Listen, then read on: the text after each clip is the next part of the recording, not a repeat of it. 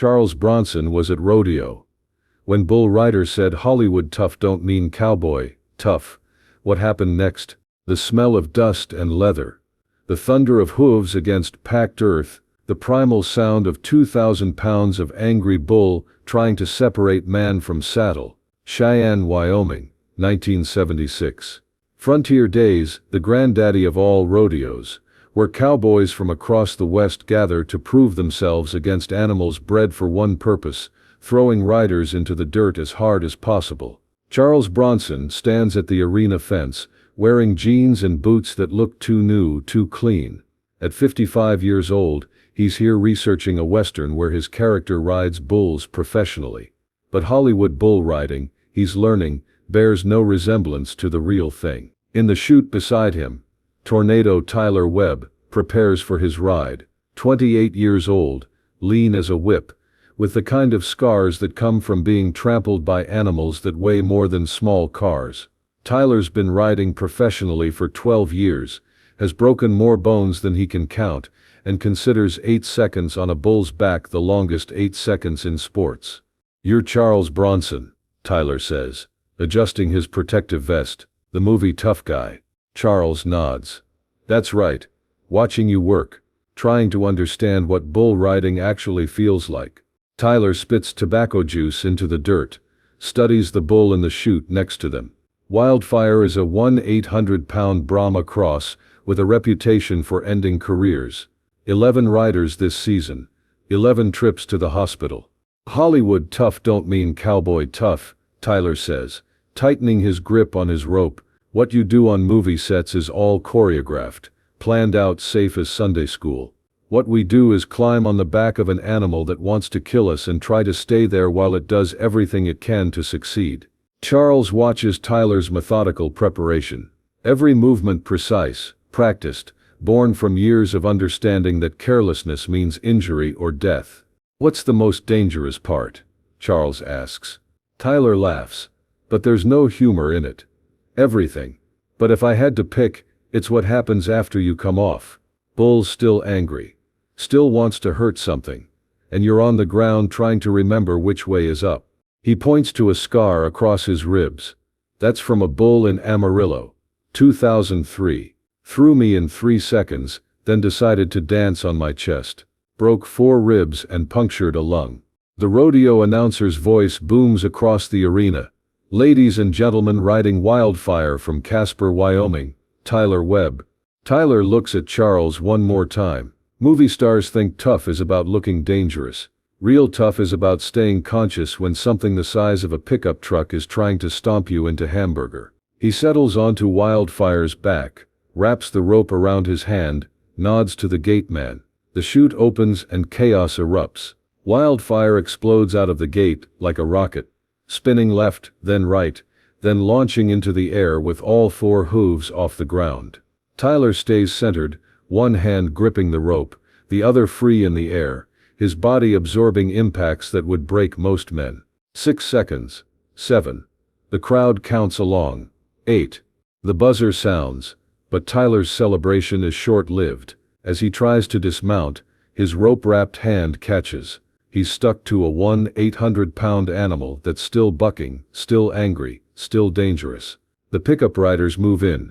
Professional cowboys whose job is extracting bull riders safely, but Wildfire spins away from them, Tyler hanging helplessly from his side, being whipped around like a rag doll. That's when Charles moves. Without thinking, without calculating odds, he vaults the arena fence and runs toward the spinning bull. Other spectators shout warnings, but Charles has already committed. He's seen men in danger before, knows the difference between thoughtful courage and necessary action. Wildfire sees him coming, focuses on this new target. The bull charges, Tyler still attached and helpless. Charles doesn't run. Instead he plants his feet, waves his arms, makes himself the bigger threat. The bull stops its charge, confused by this human who isn't afraid, who's standing his ground instead of fleeing. In that moment of hesitation, the pickup riders reach Tyler, cut his hand free from the rope, pull him to safety. Wildfire, denied his original target, turns his full attention to Charles. 1,800 pounds of muscle and anger, bred for violence, focused on the man who dared challenge him. Charles backs toward the fence, not running but moving deliberately, keeping eye contact with the bull. He's read animals before, not bulls, but dangerous men, which operate on similar principles. Predators respect confidence and punish fear. The bull charges. Charles sidesteps at the last second, grabbing the arena fence and swinging himself up and over as Wildfire crashes into the steel barrier where Charles had been standing moments before. The crowd erupts in applause, but Charles isn't listening. He's focused on Tyler, who's sitting in the dirt, shaking his freed hand, checking for broken bones. "You okay?" Charles asks, kneeling beside him. Tyler stares at him with something between shock and respect. "You just faced down Wildfire. On foot, without any protection. You were in trouble. Couldn't just watch. Most people would have just watched. Most people know better than to get in the arena with a bull that's trying to kill someone." The rodeo medical team arrives, checks Tyler for injuries. Bruised ribs, rope burns on his hand, but nothing broken. He'll ride again tomorrow. As they walk back toward the chutes, Tyler studies Charles differently. "Where'd you learn to read animals like that?" "Didn't learn it from animals. Learned it from dangerous men. Same principles.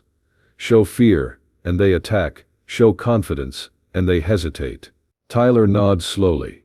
"You've been in situations like that before, where someone needed help, and helping them meant risking yourself. Different situations, same choice. Sometimes you help because it's right, sometimes because it's necessary. Today it was both." They reach the fence where other riders have gathered, watching Charles with new respect. Word spreads quickly through the cowboy community. The Hollywood actor jumped in the arena, faced down Wildfire, helped save Tyler Webb.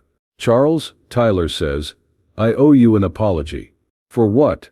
"For thinking Hollywood tough was fake tough. What you did out there. That took real courage, and not movie courage. The kind where if you guess wrong you get trampled into the dirt." One of the other riders, an older cowboy named Red Morrison, approaches. "Son, in 40 years of rodeo, I've seen maybe 3 people stupid enough to face down a bull on foot. 2 of them got killed. You're either the luckiest man alive or the gutsiest." Charles considers this. "Maybe both, but Tyler was in trouble, and I've been in situations where someone had to act fast or people died. Couldn't stand there and watch." Tyler extends his hand. "Brother, you earned something today that money can't buy and fame can't fake. You earned the respect of working cowboys." Charles shakes his hand, feeling the calluses of years gripping bull ropes. "Tyler, can I ask you something? Anything. Would you teach me to ride? Not for movies, for real. I want to understand what you do, why you do it, what it costs." Tyler grins, the first genuine smile Charles has seen from him. "Brother, after what you did today, I'd be honored to teach you. But fair warning, learning to ride bulls at 55 is like learning to fall down professionally." Over the next 3 days, Tyler teaches Charles the basics of bull riding. Not the Hollywood version with trained animals and hidden safety measures, but the real thing. Charles gets thrown, stepped on, dragged, and generally beaten up by animals that don't care about his movie career. But he keeps getting back on. Not because he's fearless, but because he's committed to understanding what these men go through every time they nod their heads in the chute. On his final attempt, Charles manages to stay on a relatively mild bull for 6 seconds before getting thrown. The cowboys cheer like he's won the championship. 6 seconds, Tyler says, helping him up. Most movie stars wouldn't last 6 heartbeats. Charles brushes dirt from his clothes, feels new bruises developing. "How do you do this for a living?" "Same way you do anything dangerous for a living. You respect it, prepare for it, and accept that sometimes you're going to get hurt anyway." The Western Charles Makes 8 months later features the most authentic bull riding sequences ever filmed. Critics praise the realistic portrayal of rodeo culture and the respect shown for professional cowboys. But Charles treasures something more than reviews. A championship belt buckle from Tyler Webb, engraved with a simple message, "To Charles Bronson, real cowboy, honorary brother Cheyenne, 1976. Most actors want to look tough on bulls. Tyler's accompanying letter reads, "You wanted to understand tough on bulls, that made all the difference when I needed help.